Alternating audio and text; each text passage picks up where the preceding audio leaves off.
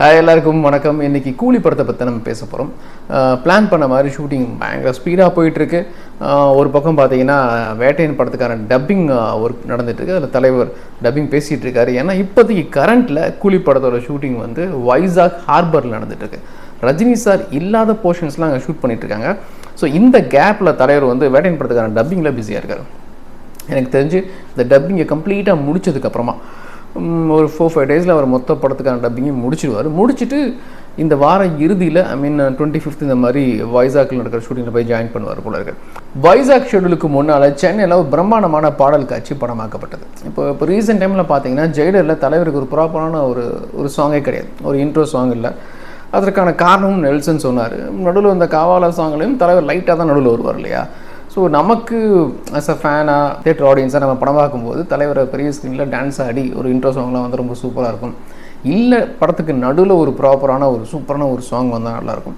தலைவரும் பார்த்திங்கன்னா அந்த மாதிரி ஒரு டான்ஸ் ஆன சாங் அப்படின்னா எனக்கு தெரிஞ்சு தர்பார் தான் நினைக்கிறேன். சுமாக்கிளி சாங் வந்து பட்டை கிளப்பிப்பார். ஸ்டெப்ஸும் ரொம்ப சூப்பராக இருக்கும், கொரியோகிராஃப் ரொம்ப நல்லா இருக்குமா. ஆக்சுவலி தலைவருடைய ஸ்டைல், அந்த பிளேசர், ரொம்ப நாளைக்கு அப்புறம் ஒரு ப்ராப்பரான ஒரு ஓப்பனிங் சாங்காக அந்த பாட்டு இருந்துச்சு, சும்மாக்கிளி சாங். அதுக்கப்புறம் எனக்கு தெரிஞ்சு அவ்வளோ இல்லை, அண்ணாத்தில் இருந்தாலும் அவ்வளோ திருப்தியாக இல்லை சும்மாக்கிளி அளவுக்கு. பேட்டையில் ரொம்ப சூப்பராக இருந்துச்சு. பேட்டையிலையும் பார்த்தீங்கன்னா தலைவர் நடுவில் தானே வருவார். எனக்கு தெரிஞ்ச ரீசெண்ட் டைம்னா சும்மாக்கிளி தான் ப்ராப்பராக ஒரு பிரம்மாண்டமான ஒரு சாங். அதுக்கப்புறம் நமக்கு திருப்திகரமான ஒரு பாட்டு அமையலை.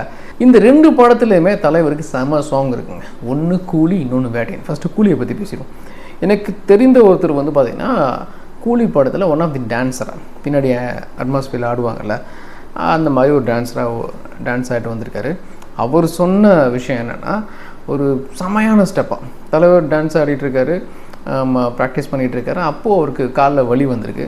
ஸோ அப்போ அந்த ரொம்ப கஷ்டமான ஸ்டெப் வேணாம்னு சொல்லி முடிவு பண்ணியிருக்காங்க. இல்லை தலைவர் அதெல்லாம் இல்லை, சூப்பரான ஸ்டெப் அப்படின்னு சொல்லி அவரே வந்து ஆடினாராம். தலைவர் போட்ட அந்த ஸ்டெப்பு வந்து ரொம்ப சூப்பராக இருந்துச்சு. இதுக்கு முன்னால் தலைவர் அந்த மாதிரிலாம் ஒரு ஸ்டெப் போட்டதில்லை, இது அவருடைய ஸ்டைல்லேருந்து மாறுபட்டு ரொம்ப சூப்பராக இருந்துச்சு அப்படின்னாரு. கூலியில் தலைவர் ஒரு நெகட்டிவ் ஷேடுள்ள கேரக்டர் பண்ணுறாரு. ஸோ என்ன மாதிரி சாங்காக இருக்கும்? வில்லன்கள் ஏரியாவுக்குள்ளே தலைவர் டான்ஸ் ஆடுற மாதிரியா, சுற்றி ஒரு 400-500 பேர் அந்த மாதிரியா, பிரம்மாண்டமான சாங்காக எப்படின்னு நமக்கு அது தெளிவாக தெரில. சொன்னவரும் அதெல்லாம் ரிவீல் பண்ணல. இந்த விஷயத்த மட்டும் ஆர்வத்தில் சொல்கிறார். அதில் ரொம்ப சூப்பராக ஸ்டெப் போட்டார், செம்மையாக இருந்துச்சு அப்படின்னு சொல்லி. ஓகே, அப்படி இந்த பக்கம் வந்தீங்கன்னா வேட்டையன் திரைப்படத்தில் ஓப்பனிங் சாங் மனசுலாய சாங், ஒரு கேரளா பேக்ரவுண்டு, அதற்கான செட்டு சூப்பராக, அதுவும் பிரம்மாண்டமாக இருக்குது. ஒரு சில ஃபோட்டோஸ்லாம் கிடச்சிது, பார்க்கும்போது செம்மையாக இருக்கேப்பா அப்படிங்கிற மாதிரி இருக்குது. நம்ம முன்னாடி சொன்னேன்ல, ஒரு சின்ன ஒரு வீடியோ கிளிப் பார்த்தேன். தலைவர் வந்து பிளாக் ட்ரெஸ் போட்டிருந்தார், அனிருத்தும் கூட இருந்தார். சின்ன ஸ்டெப் போட்ட ஒரு 10 செகண்டுக்கான வீடியோ. ஸோ அந்த பாட்டும் பார்த்தீங்கன்னா செம்மையாக இருக்குமா, அது ஓப்பனிங் சாங். ஸோ அடுத்தடுத்து 2 படத்துலையும் தலைவர் ஆட வச்சு அழகு பார்த்துருக்காங்க. ஸோ நம்மளாம் எதிர்பார்த்த மாதிரி கமர்ஷியலாக தான் 2 படங்களுமே உருவாயிட்டுருக்கு. ஓகே, சென்னையில் இந்த பாடல் காட்சியை படமாக்குனதுக்கு அப்புறமா அப்படியே மொத்த டீமும் வைசாக் போயிருக்காங்க. அங்கே 40 நாள் ஷெட்யூலாம், 40 நாள் ஹார்பரில் மட்டுமே 40 நாள். ஒருவேளை பக்கத்தில் ஒரு சில லொக்கேஷனில் ஷூட் பண்ணலாம், பட் மெயின் போர்ஷன் வந்து ஹார்பர் தான் அப்படின்னு சொல்கிறாங்க. நான் லாஸ்ட் வீக் கூட சொல்லியிருப்பேன்னு நினைக்கிறேன், ஒரு 2 வாரத்துக்கு முன்னாடி ஒரு வீடியோவில் பேசியிருந்தேன்.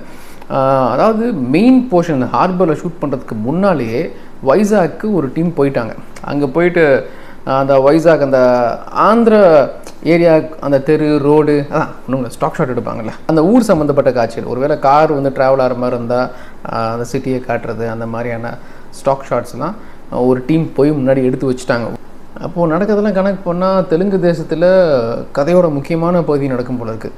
40 நாள் ஷெடியூல் அப்படிங்கும்போது ஒருவேளை படத்தோட ஒரு 40% ஆஃப் தி கதையாக அங்கே நடக்கிற மாதிரி இருக்குமான்னு தெரில. பார்த்தா அப்படி தான் தோணுது. இன்னொன்று, ஹார்பரில் மட்டுமே 40 நாள் அப்படின்னா ஒரு கிளைமேக்ஸ் போர்ஷனாக இருக்குமா?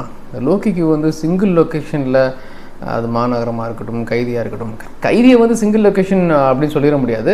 ஆனால் அந்த போலீஸ் ஸ்டேஷன் செட்டப் வந்து முக்கியமான கைண்ட் ஆஃப் சிங்கிள் லொக்கேஷன். ஒரு பக்கம் கதை ட்ராவல் பண்ணிருந்தாலும் இன்னொரு கிளைமேக்ஸில் அந்த போலீஸ் ஸ்டேஷனில் தான் கதை முடியும். ஸோ அதுக்கப்புறம் பார்த்திங்கன்னா விக்ரமில் கிளைமேக்ஸ் போர்ஷன் அந்த கண்டெய்னர்ஸாக இருக்கும் ஃபைட் பண்ணுறது. ஸோ சம்திங் ஏதோ ஒன்று பண்ணுறாரு. கூலியில் அவர் என்ன பண்ணுறாருன்னு பார்க்கலாம், வெயிட் பண்ணலாம். ஆனால் 40 days அப்படிங்கிறது ஹியூஜ் தான். பொதுவாக பெரிய படங்களுக்கு ஒரு 100 நாள், 80 நாள், 90 நாள் முடிச்சுடுவாங்க பெரிய ஆர்டிஸ்ட் படங்கள்லாம். பட் இந்த படத்துக்கு கிட்டத்தட்ட 150 நாளைக்கு மேலே தலைவர் மட்டுமே கால் ஷீட் கொடுத்துருக்காராம். அவருடைய போர்ஷனே 150 daysக்கு மேலே ஷூட் பண்ணாங்கன்னா அப்போ மொத்த படப்பிடிப்பும் நியர்லி 200 days வந்துட்டு நினைக்கிறேன். அப்படின்னா ரொம்ப ஜாஸ்தி தான். எனக்கு தெரிஞ்சு 200 நாள் ஒரு படத்தோட படப்பிடிப்புலாம் நடக்குதுன்னா சரி ஓகே. கூலி பெரிய படம் நமக்கு தெரியும், ஹை பட்ஜெட் ஃபிலிம்.